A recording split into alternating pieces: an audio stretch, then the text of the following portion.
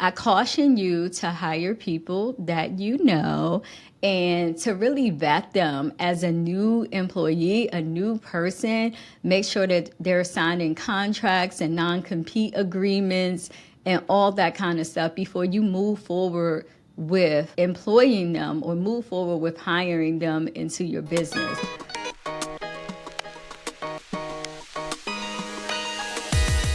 Welcome to the Brows & Co. Show, your backstage pass to the world of brows, beauty, and business. I'm your host, Kechia Taylor, and I'm thrilled to have you with us for this weekly episode. Get ready to immerse yourself in the fascinating world of beauty trends, brow secrets, and the ins and outs of the beauty industry. Whether you're a beauty enthusiast, a business owner, or just curious about what goes on behind the scenes, you're in for a treat. So without further ado, let's explore the magic that happens when beauty meets business on the Brows & Co. Show. Welcome back to the Brows & Co. Show. I'm Kechia Taylor, CEO and franchisor of Brows & Company and your host of the Brows & Co. Show. Today's episode is all about one mistake I learned hiring people into my business and what it can teach you not to do. How to avoid hiring the wrong employee for your business. This is a serious game, especially in the industry that I'm in, but it applies to all industries. When you are an entrepreneur, one of the most important factors is hiring an employee that you can trust and an employee that can grow with your company and help you grow your business. And one mistake I made is hiring people that I knew. Yes, hiring people that I knew.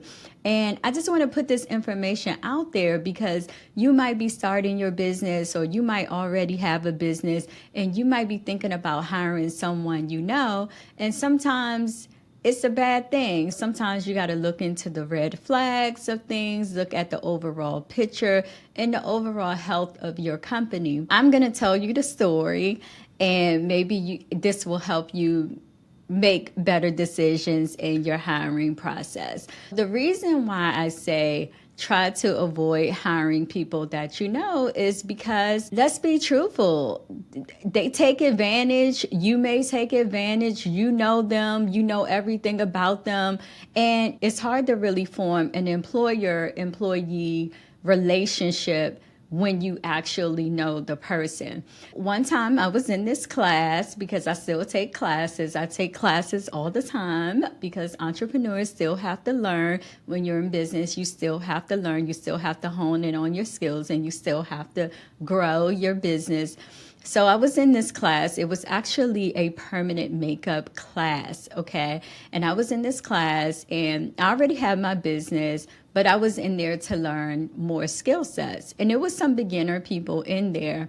And one person who I connected with, we were both of the same ethnicity. She was like 20 years younger, so she was younger, but we connected. You know, when you culturally connect with somebody, you're going to talk with them throughout the training, throughout the class. And so once the class finished, a couple months later, I had got a call from this individual asking me, can they come work at my salon studio, because they couldn't find a job and they couldn't pass the exam right away.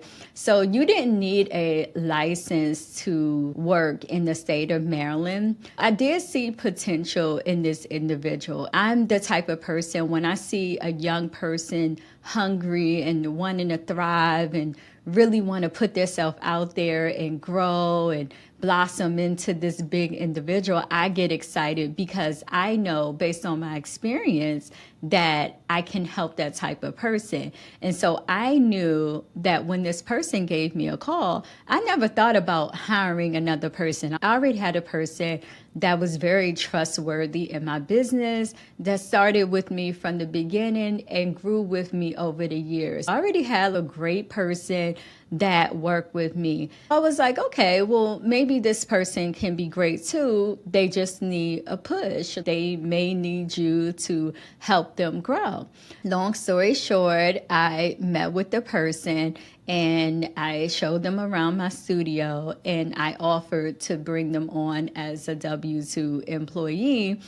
And I had to do a lot of training. Keep in mind that they took a basic beginner's class, but I still had to train them on things along the way. I'm not only mentoring this person, but I'm constantly and consistently training this person on permanent makeup skill sets. Okay, and not just permanent makeup skill sets, but how I operate. And the other artist was training them and showing them as well, which I thank God that I had people like that.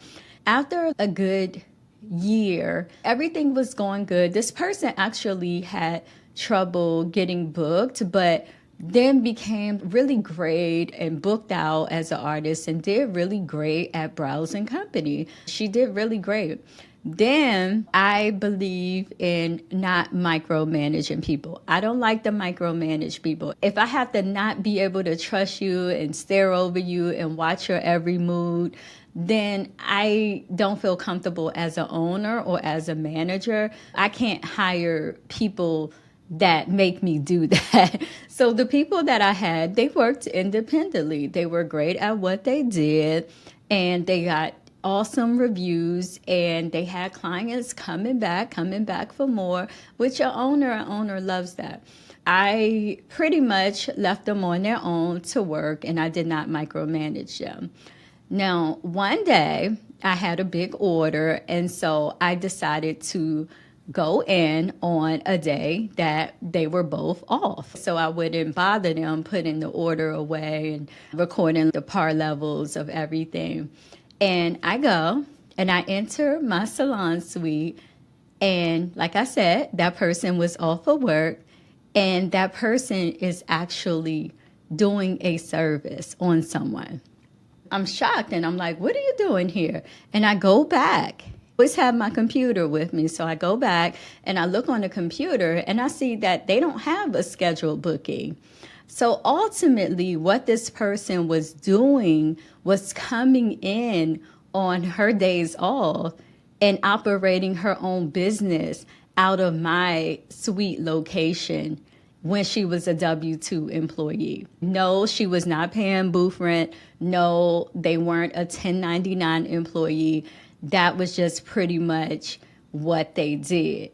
And they did not do it once. When I went back and checked, the person was doing it all the time. I can't even tell you how long that person was basically operating their business out of my business, which could have caused a big issue, like if it was something done wrong or an insurance issue or something like that. So needless to say, the employee was busted, of course, for doing work at my location when they weren't scheduled to do so.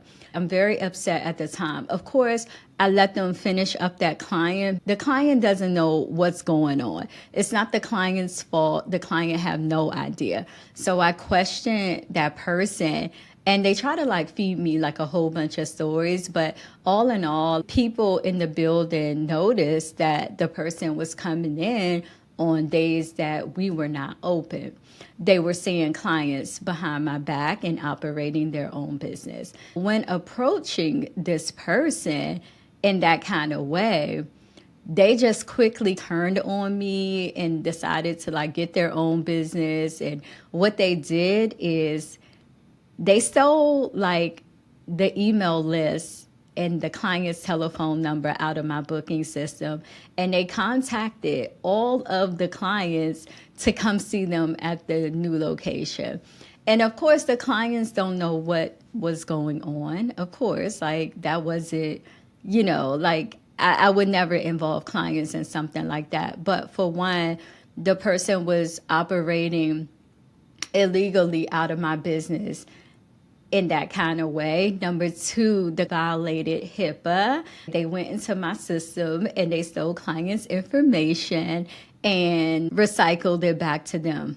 Number three, it put me in a really big situation because clients that were already scheduled were calling for a refund so that they can go see the person at their location.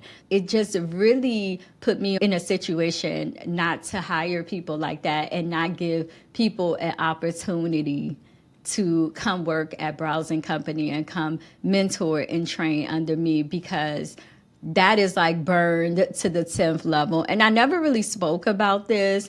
And of course, I will never say the person name, but I never really spoke about this issue. But I feel like it could really help somebody else out here who may know someone and someone is coming to them to be mentored. And that probably was the worst way as a business owner to be burned. But it didn't stop there. I don't like taking out frustrations or issues that happen with former employees on new employees. So I gave other people a chance that I knew that took my class, or people that was up and coming who needed work or needed to build their business. And each and every time it was some kind of issue with that. I caution you to hire people that you know and to really vet them as a new employee, a new person. Make sure that they're signing contracts and non-compete agreements and all that kind of stuff before you move forward with employing them or move forward with hiring them into your business. So, long story short, Browsing Company, I'm still here. I really don't know what that person is doing. I don't follow them. But what they did lose is a connection to someone in the industry and a connection to a person who would have been happily supportive of that person making a decision to go out on their own. With that being said, I hope that this episode helps someone, and I look forward to doing many, many episodes just like this and going behind the scenes. I told you that I was going to have these conversations and really open up about my experience as a business owner, and hopefully that my experience can help you or help someone that you know down the line. I'm Kechia Taylor, CEO and franchisor of Browsing Company and your host of the Browsing Co. Show. So make sure that you share this episode with an entrepreneur that you know or a small business owner that you know that may be going through the hiring process. And I'll see you on the next episode.